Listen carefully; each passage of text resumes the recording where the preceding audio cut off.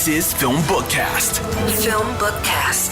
FilmBookCast, the official podcast of FilmBook. Get ready for the latest in film news, TV show news, and theatrical reviews. FilmBook's podcast starts now. Hello, and welcome to FilmBookCast, the official podcast of FilmBook. I'm Kevin Allen. If you're tuning into FilmBookCast for the first time, welcome, and thank you. If you've listened before, welcome back and thank you. I'll be talking about film and TV news, including Universal versus theater chains following the video-on-demand release of Trolls World Tour, a new head writer for The Tonight Show starring Jimmy Fallon. I'll also have reviews of the first 3 episodes of Defending Jacob on Apple TV+, and a review of the underwater thriller movie Sea Fever. You can find more FilmBookCast podcasts on film-book.com using the search term FilmBookCast. You can also email us at podcast@film-book.com with FilmBookCast in the subject line. Let's get to movie news. So far, Trolls World Tour is the most controversial movie of 2020. Yes, you heard me. Here's what happened. Trolls World Tour, featuring the voices of Anna Kendrick, Justin Timberlake, Rachel Bloom, and James Corden, among others, debuted on streaming services on April 10th instead of premiering in theaters, which are closed down due to the coronavirus pandemic. The sequel to 2016's Trolls reportedly made $100 million in rentals in 3 weeks. It's good news for Universal, which owns the film, but theaters that were hoping for the cash Trolls World Tour would bring in missed out on quite a big payday.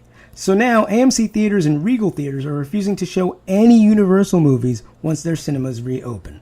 According to Variety, NBC Universal CEO Jeff Shell says premium video-on-demand releases for some movies will be a complementary element to traditional theatrical distribution. But Shell also feels that lots of people are watching movies at home these days, and studios will be foolish to ignore that fact. Movies that premiered on streaming services without a theatrical run will be eligible for the Oscars, but only for this year.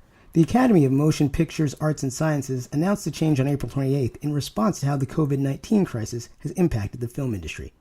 Previously, a movie would need a minimum 7-day theatrical run in a commercial Los Angeles theater to be considered for film's highest honor. And the Academy is quick to point out that once the theaters reopen, a theatrical run requirement will be put back into place. Eligibility for the Oscars has been a major question in the movie industry, since stay-at-home and social distancing orders led to both the cancellation of major film festivals and the closure of movie theaters. The 93rd Academy Awards, also known as the Oscars, are scheduled to be held in LA on February 28, 2021. New York City has begun early talks about how to get film and TV production rolling again. This week, the Mayor's Office of Media and Entertainment held 2 town hall meetings over Zoom to discuss what a restart might look like. Hundreds of filmmakers, craftspeople, producers, and executives logged on to weigh in on the safety and financial hazards that come with restarting production.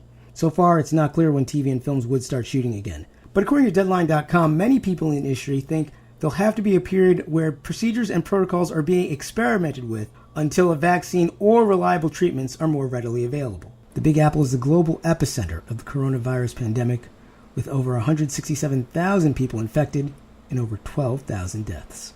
If you're itching to go back to the movie theater, you're not alone. According to a poll by The Hollywood Reporter and The Morning Consult, more than half of Americans say they'd take a trip to a theater within a month of their respective states meeting White House guidelines for reopening businesses. The Hollywood Reporter says the current hope in Tinseltown is that theaters will reopen in time for Christopher Nolan's Tenet on July 17th. Most theater owners appear to be on the same page, saying they won't reopen before late June. A couple that had been together for decades no longer had to keep their love a secret. They've been in my life since day one, and they've always been anti-Terry and anti-Pat. Didn't know they were gay till 3 years ago. A Secret Love on Netflix tells the same-sex love story of Terry Donahue and Pat Henschel by piecing together present-day footage and interviews with some old pictures. Because they feared the repercussions of coming out, the pair kept their relationship a secret for over 6 decades until 2009 when they were both in their 80s. The arrival of this documentary is a little bittersweet as Terry Donahue passed away last year at the age of 93. Donahue is the same Terry Donahue whose time as a professional baseball player in the 1940s inspired the movie A League of Their Own. A Secret Love is available now on Netflix. Long before Hamilton and In the Heights made him a household name, Lin-Manuel Miranda was busting rhymes with his musical improv group. We are Freestyle Love Supreme. A documentary on those improv days, titled We Are Freestyle Love Supreme, is coming to Hulu on June 5th, according to Deadline.com. The documentary debuted at the Sundance Film Festival earlier this year. A world-weary former bull rider becomes a mentor for a troubled teenage girl. A bull rider, huh? You ain't gonna make no money in Bull Run. Bull, starring Rob Morgan and Amber Havard, showcases the budding friendship between the two after Havard's character is caught breaking into the home of Morgan's character. Bull is available now on various streaming services. The Tonight Show, starring Jimmy Fallon as a new head writer, Deadline.com reports Rebecca Drysdale, who joined the show on April 13th, is taking over for Netta Swice. Drysdale has an impressive resume. She shares a Peabody Award and 3 Emmy nominations for her writing on Key & Peele, and most recently, Drysdale was the head writer for Nickelodeon's reboot of All That with Kenan Thompson. She's also written for Baskets on FX and HBO's High Maintenance. Drysdale has some acting credits as well. She's appeared on Orange is the New Black, Arrested Development, and 30 Rock. Late Late Show host James Corden is taking time off following eye surgery. Corden had been doing the show from his garage for the last few weeks. But on April 29th, the Late Show host tweeted he was recovering from minor eye surgery and is doing well. Corden promised to be back behind the desk in his garage very soon. Be well, buddy. Parks and Recreation fans have gotten at least a small taste of the reunion they've wanted. Almost the entire cast of the long-running NBC sitcom were back together Thursday night for a special benefit for the Feeding America organization. Without going into spoilers, the basic premise is that Amy Poehler's Leslie Knope is trying to stay connected with her friends and colleagues during a time of social distancing. General reaction on the web seems to be that it wasn't the show's funniest episode, but many fans think the episode felt like a hug from an old friend, and these days, I'd say that's worth a lot. Well done, Parks and Rec crew. Spy thriller Homeland is slipping into the shadows. The long-running series aired its finale earlier this week. Once again, no spoilers, but reaction to this appears to be way more positive than, say, the ending to Game of Thrones. The People's Choice Awards will be held on November 15th. Variety reports the award show will be held in the same venue in Santa Monica, California as last year, assuming shelter-in-place, stay-at-home orders, and bans on other large gatherings have been lifted at that point. Few events originally scheduled for that far in the future have been postponed or canceled. For instance, the Emmys are still currently planned to be handed out on September 20th. The People's Choice Awards will air on E! A small change of pace here as I take the time to review the first 3 episodes of Defending Jacob on Apple TV+. Chris Evans, who many will recognize as Captain America from the Marvel movies, stars as Andy Barber. He's a small-town assistant district attorney whose son is accused of killing his classmate. The print we lifted from the victim is from your son. Superhero movie fans should be warned this series is a slow burn. Don't expect any shootouts or car chases. But it's a slow burn in a good way. Most of us probably only think of Chris Evans as Captain America, whose optimism is endless, so it's nice to see Evans tackle a character who's unlike Cap and more broken and grief-stricken. The show jumps around in time, so you get to see how Andy, his wife Lori, who's played by Michelle Dockery, and their son Jacob, who's played by Jaden Martell, act before, during, and after the murder takes place. The audience goes along for the ride as the Barber family unravels and their friends and family turn their backs on them. Defending Jacob is an adaptation of a 2012 best-selling novel of the same name. Director Morden Tidlam, showrunner Mark Bombeck, and the cast have done a good job of bringing the emotional tension and trauma to the screen. Definitely worth a watch. Fans of the Deadpool movies will recognize a similar humor in the trailer for a new game show executive produced by the Deadpool star Ryan Reynolds. Don't blink. Don't lose your grip. Don't be shocked. Don't. Fun fact, Adam's salary is tied to how many times he says the show's title. Don't, the physical game show hosted by Adam Scott, premieres June 11th on ABC. According to Deadline, contestants compete for cash by finishing tasks with one simple rule. Don't. Like don't laugh, don't blink, don't look back. It's Adam Scott's first foray into non-scripted shows and Ryan Reynolds' first crack at producing a game show. The sheriff's deputies of Reno 911 are back to serve and protect. At least as much as they ever served or protected. What's up, Biggs? How many guns you got in there?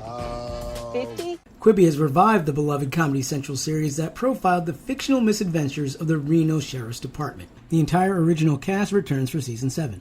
If you're not familiar with Quibi, episodes running 10 minutes or less are released daily through a smartphone app. Reno 911 heads back out on patrol on May 4th. The TV version of comedian Rami Youssef wants to change his ways. I want you to be my teacher. I want to kill my ego. How do I know I'm not just another one of your desires? I don't want to have sex with you. The trailer for Season 2 of Rami shows him seeking guidance from a new religious leader, played by Mahershala Ali. The trailer suggests Rami's parents, sister, and friends will be back to help him along on his spiritual journey. Rami Season 2 hits Hulu on May 29th. This week's movie review spotlight is on Sea Fever, which is available now on streaming services like Amazon Prime Video and Google Play. I think the most interesting thing about this thriller is the parallels it has to the current COVID-19 crisis, which were obviously not intentional when the movie was being made. It went into the water.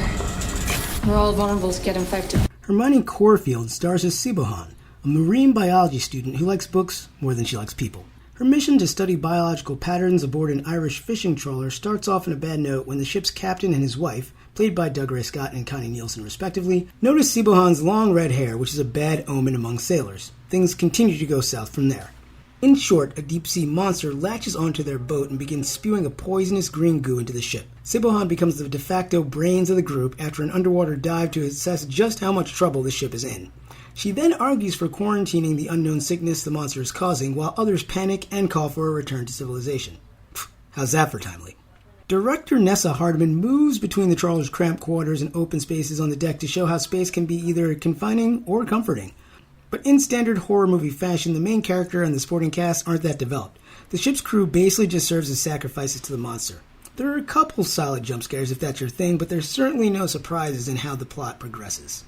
If you're someone who likes horror movies and don't mind seeing a story where isolation and sacrifice are the best way to survive, check this out. But if you're looking for an escape from anything that might even be remotely related or remind you of the pandemic, you can pass on this one. Thank you for listening to this episode of FilmBookCast. You can find more of my work on film-book.com. Just search for Kevin Allen or FilmBookCast. You can also find me on Twitter at KAllenNYC.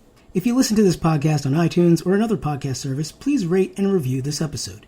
If you're listening to this podcast on our YouTube channel, FilmBook Podcast, please like our video, subscribe to our channel, and leave us a comment in the comments section. It helps other people discover our podcast.